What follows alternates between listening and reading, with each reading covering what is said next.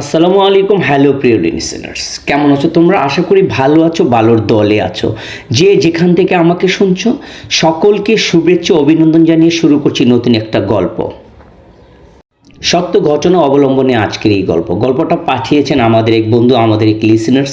গল্পটা অনেক পুরাতন, আজ থেকে প্রায় 30 বছর আগের তার জীবনে ঘটে যাওয়া একটা গল্প। সেই গল্পটাই আমি তোমাদের মাঝে তুলে ধরবো। যে যেখান থেকে আমাকে শুনছো, দীর্ঘ বিরতির পর আবার আমি তোমাদের মাঝে ফিরে এলাম তোমাদেরকে সুন্দর সুন্দর ভৌতিক গল্প উপহার দেব বলে।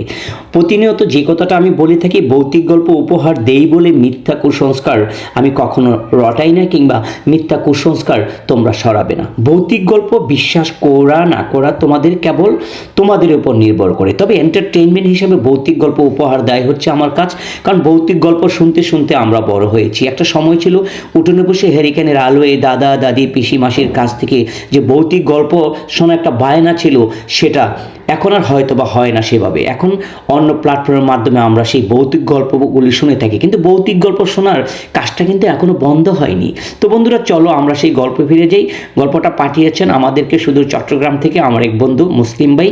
তার জীবনে ঘটে যাওয়া একটা গল্প, যে গল্পটা তিনি প্রবাসে গিয়ে যে জীবন দশায় তার জীবনে ঘটে গেছে যেই ব্যাপারটা, সেটা গল্প আকারে আমি তোমাদের মাঝে তুলে ধরবো। যে গল্পটা তিনি মিলে পাঠিয়েছেন, যেভাবে পাঠিয়েছেন আমি হুবহুব সেভাবেই গল্পটা আমি বলে যাব। তো যাওয়ার আগে সবাইকে অনুরোধ থাকবো, যারা চ্যানেলটা সাবস্ক্রাইব করোনি প্লিজ দয়া করে চ্যানেলটা সাবস্ক্রাইব করে সঙ্গে থেকো, ভালো থেকো এবং ভালোর দলে থেকো। 1996 আমি মালয়েশিয়ায় চাকরির উদ্দেশ্যে বাংলাদেশ থেকে যাই। আমরা প্রায় 96 জন বাঙালি আমরা সেখানে যাই। আমরা প্রথমে মালয়েশিয়া এয়ারপোর্ট নামি। সেখান থেকে প্রায় 800 কিলোমিটার দূরে জায়গাটার নাম হচ্ছে জোহর বারু। সেটা মালয়েশিয়ার যে সিটি কুয়ালালামপুর, সেখান থেকে প্রায় 800 কিলোমিটার দূরে আরেকটা প্রদেশ, এটা এরিয়া পড়েছে জোহর বারু, আর এলাকাটার নাম হচ্ছে কুতাতিঙ্গি। সেখানে আমরা সারা রাত পার করে বাসে করে কোম্পানির লোক এসে আমাদেরকে নিয়ে যায়। তো আমরা যেতে যেতে দেখি মালয়েশিয়ার সবসময় বাংলাদেশ থেকে যেটা দেখতাম যে প্রচুর জঙ্গলের দেশ মালয়েশিয়া। মূলত সত্যি একটা জঙ্গলের দেশ। অনেক জঙ্গলের ভিতর থেকে শহর পের হয়ে জঙ্গলের ভিতর দিয়ে আমরা যাচ্ছি।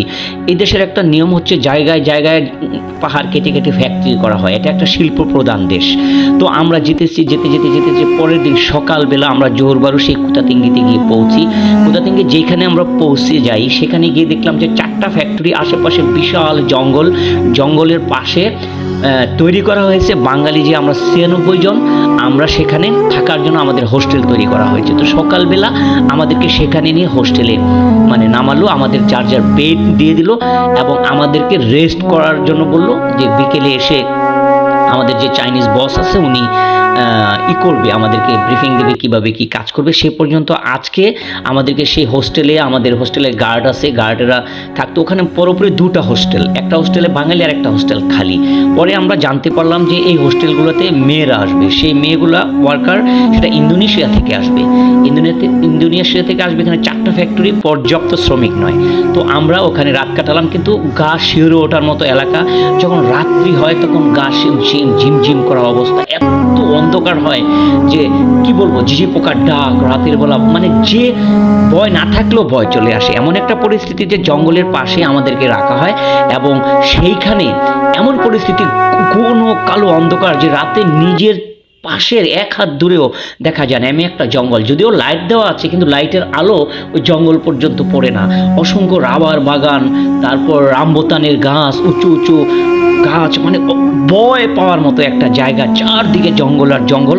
সেখানে আমাদের হোস্টেল, আমরা 96 জন বাঙালি সেখানে রাত্রি যাপন করি। তো যাই হোক, পরের দিন সকালবেলা 9টা বাজে আমরা ঘুম থেকে উঠি এবং আমাদের যেই মালয়েশিয়ান কার্যক্রম বুঝিয়ে দেওয়ার জন্য একজন চাইনিজ আছে এবং তার সাথে একজন বাঙালি আছে, 2 ভাষা বাঙালি, যিনি আমাদেরকে বুঝিয়ে দেয়। গল্পটা অনেক, আমার এই কথাগুলো মানে গল্পটা যে আমি বলছি যে এটা প্রায় 30 বছর হয়ে গেছে। তো আমি যেটা বলছিলাম, তো আমাদেরকে বুঝিয়ে দেয় যার যা ফ্যাক্টরিতে 10 জন ভাগ করে বিভিন্ন সেকশনে আমাদেরকে দিয়ে দেয়। তো ওইভাবে কাজ চলতে থাকে প্রতিদিন। মানে আমাদেরকে বলা হয় যে তোমরা বাংলাদেশ থেকেছো, রাতের বেলা বের হওয়ার দরকার নেই, তোমরা ভয় পেতে পারো, কারণ এখানে তোমরা থেকে অভ্যস্ত নয়। মানে কি বলবো, যে ভিতরে রান্না বাড়া সব কিছু, যখন আমরা জানালা দিয়েও তাকাই আমাদের মধ্যে একটা ভয় কাজ করে। এত অন্ধকার মানে আমার জীবনে কখনো দেখিনি, জঙ্গল আর জঙ্গল। তো যাক, এইভাবে কেটে যায়। আমরা অনেক দিন কাজ করি, প্রায় 15-20 দিন কাজ করি। কাজ করার পর যেটা আমরা দেখতে পাই যে কিছুদিন পর প্রায় এরকম 50 থেকে 60 জন ইয়াং মেয়েদেরকে এই হোস্টেলে নিয়ে আসে। পরে জানতে পারলাম যে তারা ইন্দোনেশিয়া থেকে আসছে এখানে ওয়ার্কার, শ্রমিক। তো তারাও কাজ করে এইভাবে তাদের সাথে আমাদের একটা কোঅপারেট হয়। ফ্যাক্টরির ভিতরে তাদের সাথে পরিচয় হয়, এবং পরিচয় হতে হতে তাদের সাথে বন্ধুসুলভ আচরণ হয় এবং বন্ধুত্ব হয় একটা সময়, এরকম বলতে পারেন। তো এইভাবে চলতে থাকে। এইভাবে চলতে প্রায় 6 মাসের মধ্যে আমাদের মধ্যে একটা বন্ধুসুলভ একটা মনোবল, একটা আচরণ তৈরি হয়। আমাদের মধ্যে একটা সুসম্পর্ক হয়। আমরা একসাথে বেড়াই, খাই, বা কোনো একটা বাজারে গেলে আমরা একসাথে যাই, এইভাবে যেতে থাকি। তো সবচেয়ে রোমান্টিক বিষয় হচ্ছে যে ওখানে আমাদের সাথে ফ্যাক্টরিতে কাজ করা অবস্থায় ইন্দোনেশিয়ান একজন মেয়ে, আফ্রির সুশান্তি নামে একজন মেয়ের সাথে আমার পরিচয় হয়। তো তার সাথে একটা সুন্দর মধুর সম্পর্ক হয়ে যায়। তো আমাদের একটা বাধা ছিল যে আমরা হোস্টেলটা কাছে থাকা সত্ত্বেও আমরা যেন ওই হোস্টেলে কোনো দিন না যাই। ওটা মেয়েদের হোস্টেল, এখানে সব ব্যাচেলার বা ওখানে আনম্যারিড মেয়েরা। তো ওখানে মহিলা গার্ড এবং পুরুষ গার্ড দুটোই আছে। তো আমরা ফ্যাক্টরিতে আমাদের সম্পর্কগুলো গড়ে, বা আমরা দেখা করলেও আমরা সেটা বিভিন্ন শহরে গিয়ে, পাশেই কুটাতিঙ্গি একটা বাজারের মতো শহরেই বলা যায়, মালয়েশিয়ান ভাষায় ওইটাকে বান্ডার বলে। বান্ডারে গিয়ে আমরা দেখাশোনা করি। তো এইভাবে চলতে বছরখানের মধ্যে তার সাথে একটা ভালো সম্পর্ক হয়। অনেকটা বলতে পারেন যে রিলেশন এবং প্রেমের সম্পর্ক ঘটে যায়। তো প্রতিনিয়ত আমরা ফ্যাক্টরিতে যা দেখা হয়, কিন্তু ওই সময়টাতে আমাদের কারো কাছে কোনো মোবাইল ছিল না, যে ওই সময় মোবাইলে যে রাতে কথা বলা বা একটা কিছু করা। তো ওর প্রতি এতটা ইমপ্রেস হয়ে যায় যে একটা সময় রাতের বেলাও দেখা করার চেষ্টা করি। তো অনেক সময় আমি কি করতাম যে আমার হল থেকে বেরিয়ে ও হলগুলোর চারদিকে আবার কাঁটাতারে বেড়া থাকতো। তো আমি ওই আমার হলের পিছন দিয়ে গিয়ে তার সাথে কথা বলার চেষ্টা করতাম, কিন্তু বেরোনোর কোনো স্কোপ ছিল না, কারণ বেরোতে হলে ওই দারোয়ানের গেট দিয়ে চোখের নাকের ডোকা দিয়ে বেরোতে হবে, আর রাতে তো বেরোনোর প্রশ্নই ওঠে না। তো যাই হোক, এইভাবে আমরা কথা বলি, রাতের পর রাত কথা বলি, মানে বাইরে থেকেই বলি, দারোয়ানকে চোখ ফাঁকি দিয়ে আমরা বলি। অনেক সময় দারোয়ান ব্যাপারটা বুঝতে পেরেও আমাদেরকে অতটা, আমার ব্যাপারটা অত আমলে নেয় না, এর জন্য যে আমি তো আর হোস্টেলে ঢুকি না, বাইরে থেকে কথা বলি, ও বাইরে থেকে বলে। আমি একটু বলে নিই যে ওই ব্যাপারটা মানে একটু ফ্রিলিভাবেই ওরা গার্ডগুলো দেখেছিল। তো আমি এইভাবে চলতে থাকে, বছরখানি হয়ে যায়। তো ওর সাথে আমার দেখা হয়, এইভাবে কথা হয় এবং অনেক আলাপচারিতা হয়। ইন্দোনেশিয়ার সম্বন্ধে জানতে চায়, বাংলাদেশ সম্বন্ধে জানতে চায়। তখন আমি আশ্চর্য যে ওই অন্ধকারগুলো ভুলে যাই। মানুষ বলে না যে প্রেম বা ভালোবাসার পরে সব কিছু ভুলে যায়, ওরকম অবস্থা হয়েছিল আমার। তো আমি ভুলে যাই, রাতের পর রাত এইভাবে কথা বলি ফ্যাক্টরিতে। অনেক সময় হয় কি যে আমার দিনের শিফট থাকে, ওর রাতের শিফট থাকে। আবার অনেক সময় হয় কি যে একই টাইপের শিফট হয়ে যায়। তো এইভাবে চলতে থাকে, 1-1.5 বছর চলতে থাকার পর একদিন রাত মানে আমাদের মনে পড়ে যে ঈদের ছুটি হয়েছে, কাজকর্ম নেই। তো আমরা দিনের বেলায় যে যতটুকু ঘুরেছিলাম, তো রাতের বেলা একদিন খুবই ক্যাজুয়ালি মন চাচ্ছিল ওর সাথে কথা বলা, কিন্তু ও তো বেরোতে পারবে না। তো আমি রাউন্ড রাত 11টা কিংবা 11:30, তো সবসময় যেটা হয় আমি ওখানে মানে এই সময়টাতে যাই যে ও ব্যাপারটা বুঝে যে এই সময়টাতে সে আসবে। তো ওই হোস্টেলের বারান্দাতে আসলে সে বুঝতে পারে যে আসলে আমি ওখানে এসেছি। তো সেই দিন এক ভয়ঙ্কর রাত, এখনো গা শিউরে ওঠার মতো ব্যাপার হয়েছিল।